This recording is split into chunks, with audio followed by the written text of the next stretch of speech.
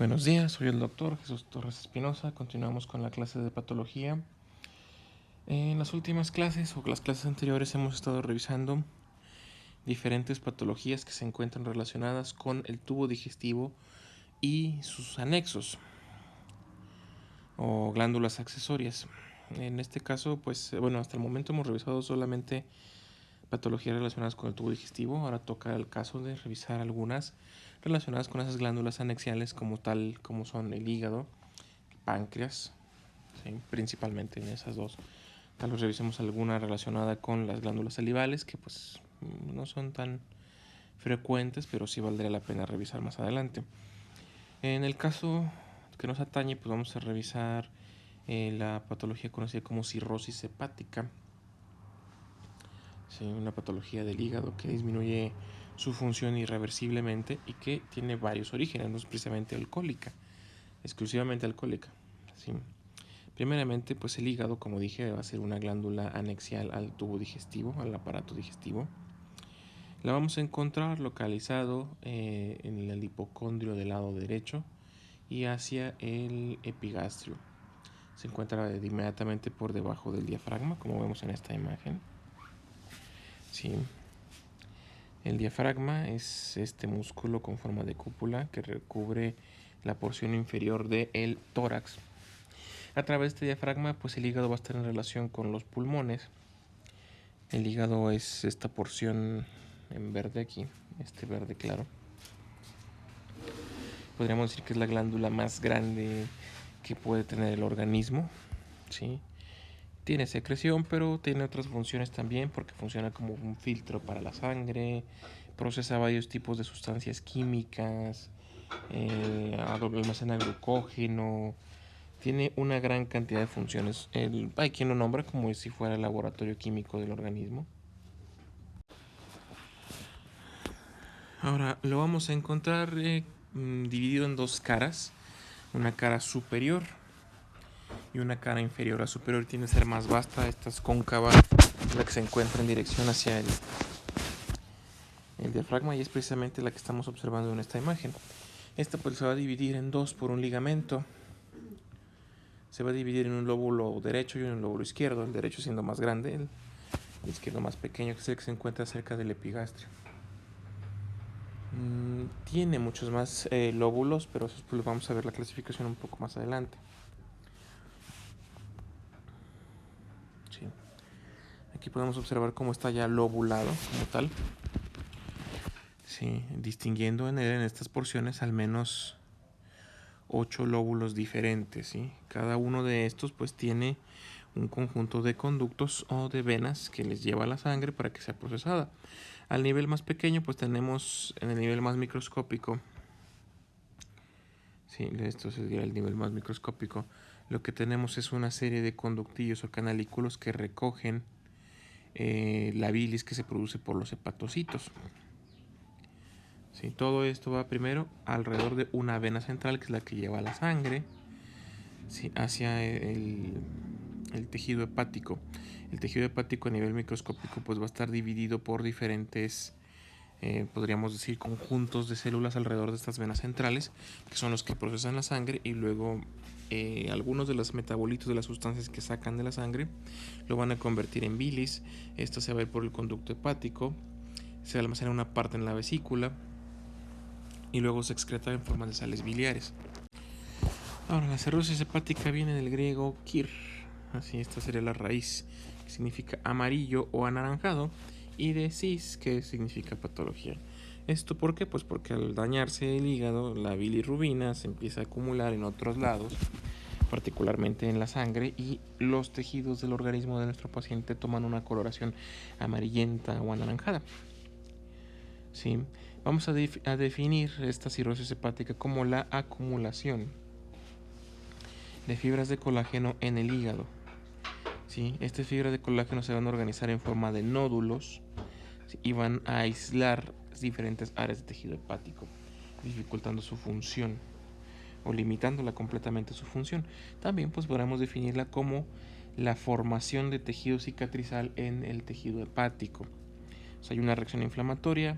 Esta reacción inflamatoria Aquí en esta imagen vemos esos pasos, ¿sí?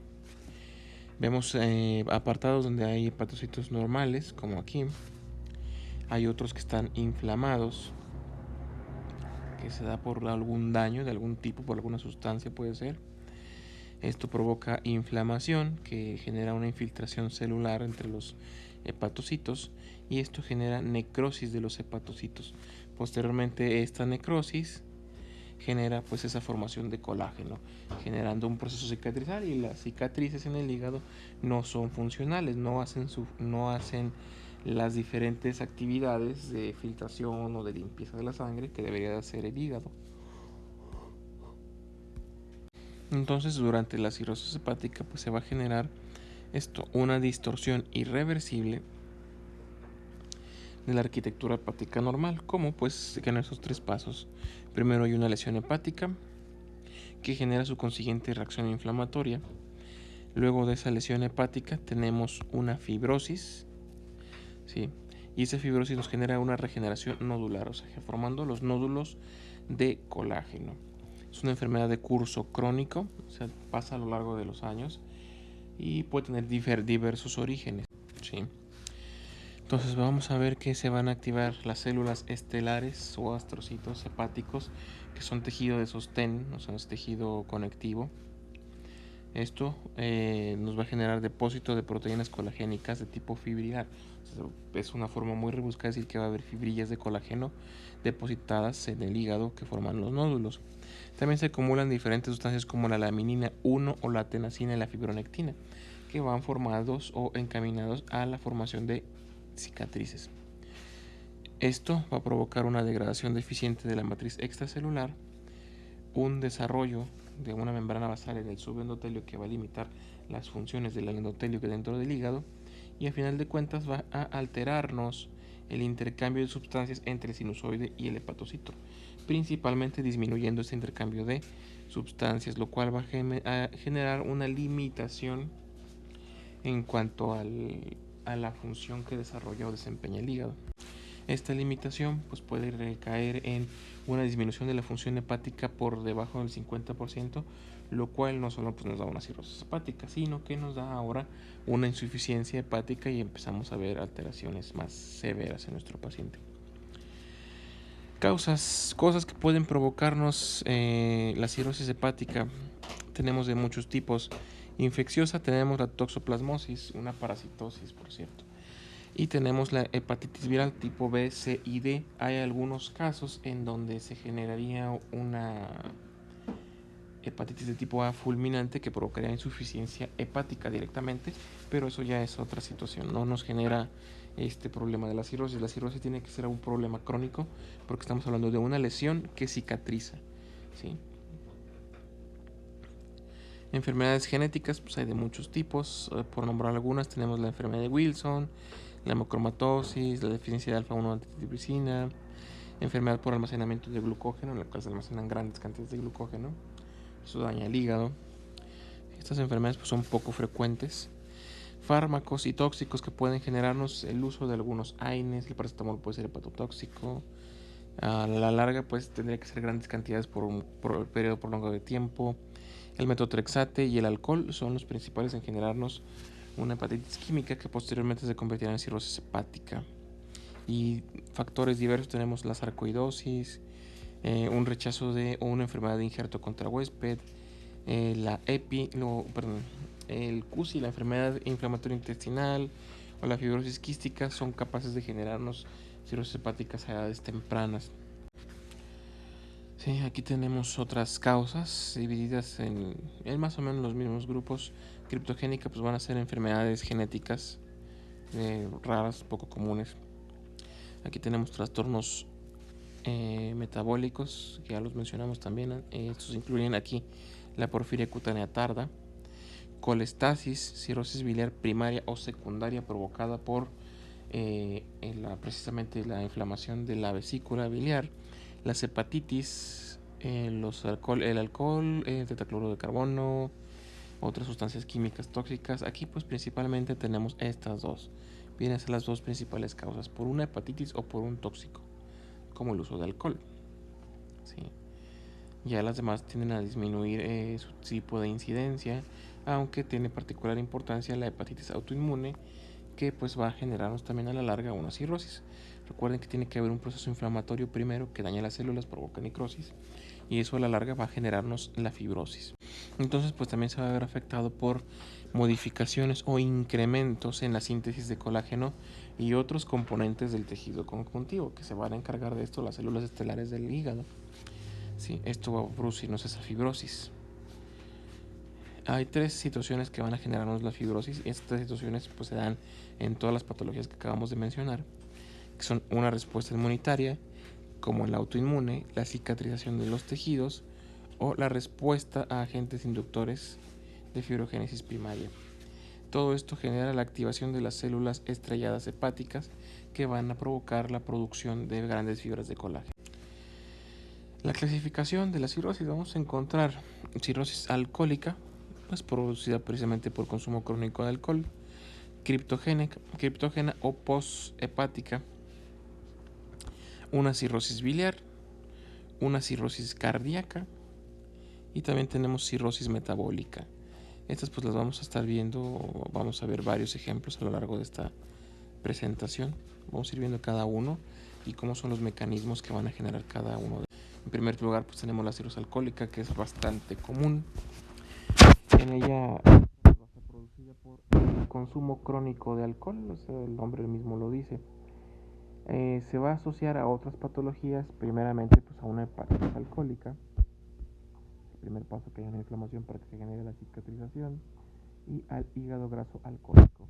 Además, se puede disminuir la capacidad de filtración del hígado. También se le puede conocer como cirrosis de Laennec, es la de mayor frecuencia en el mundo, la más común de todas. En esta pues vamos a encontrar una cicatrización difusa y hasta cierto punto sutil, ¿sí? En donde va a haber una pérdida homogénea, o sea, en todo repartido en todo el hígado, de células hepáticas, y van a aparecer micronódulos o nódulos pequeñitos de colágeno a lo largo de todo el hígado. ¿Qué es lo que nos va a dar síntomas? Primero, pues va a ser asintomática en algunos casos, normalmente, hasta que se genera una insuficiencia hepática, que es otra patología. Los pacientes tienden a presentar anorexia, dejan de alimentarse, no quieren comer, no traen apetito. Esto lleva a una malnutrición que nos puede generar otras patologías aparte de la cirrosis, que pueden ser también bastante graves. Va a haber pérdida de peso y decremento de la masa muscular, porque recuerden que el hígado se encarga de producir aminoácidos que son esenciales para la formación de los músculos, o de al menos del tejido muscular. También es como se encarga de producir factores de la coagulación, pues puede haber en nuestro paciente ya algunas hemorragias como datos incipientes de una insuficiencia hepática. El paciente puede estar asténico, adinámico, con debilidad generalizada, o sea, no se siente de ánimo, con flojera, por así decirlo. Y va a tener síntomas y signos relacionados con la hipertensión portal, ¿sí? Ya que como se endurece el tejido hepático y a través del hígado pasa la vena porta, esto va a incrementar la presión en la vena porta y va a dificultar la distribución de la sangre venosa en ese sistema. Ahora, signos, cosas que podemos ver en pacientes con cirrosis alcohólica. Esos son un poco más importantes, aunque insisto, están más relacionados ya no con la cirrosis, sino con la insuficiencia hepática consiguiente. Uno, los primeros o los más precoces, los que podemos ver con hasta cierto punto de forma más temprana. El hígado va a estar, vamos a tener una hepatomegalia, va a estar incrementado de tamaño, y técnicamente con el entrenamiento suficiente podemos palpar la consistencia mucho más dura de lo normal y con presencia de nódulos. Normalmente la superficie hepática es lisa, entonces no se debería palpar así. Siguiente pues va a ser ictericia. Vamos a ver al paciente con datos de tinte amarillento. La ictericia normalmente pues va a tener una dirección cefalocaudal, va de la cabeza a los pies. Tenemos unas escalas que son las escalas de Kramer, que más o menos físicamente, como veamos al paciente de amarillo, nos podría permitir saber el nivel de bilirrubinas en sangre. Los pacientes tienen eritema palmar, angiomas en forma de araña, o sea, es como parecido a las varices, pero es de tipo arterial, ¿sí? Sería algo así en la piel en diferentes partes del cuerpo. Esto por el incremento de la presión venosa. Acropaquias, sí, que quiere decir que vamos a tener endurecimiento o dedos en palillo de tambor en los dedos de las manos principalmente. Esplenomegalia, el vaso también va a incrementar su tamaño y puede llegar a ser palpable. La asterixis es un tipo de reflejo anómalo de los brazos, sí. Ya eso tendríamos que poner un video para que lo vieran un reflejo de asterixis y lo identificaran. Otro es la ascitis, donde hay una acumulación de líquido libre en cavidad abdominal, ¿sí? Esto por la misma hipertensión portal, ya no es tan precoz, esto se vería ya más en situaciones más avanzadas. Podemos encontrar ginecomastia y atrofia muscular en los varones, quiere decir que pues incrementan o forman mamas, ¿sí? Y va a haber una disminución del tamaño de los testículos porque el hígado también resulta que procesa hormonas, ¿sí? Por otro lado, tenemos signos de virilización o irregularidades menstruales en las mujeres, lo contrario a los hombres.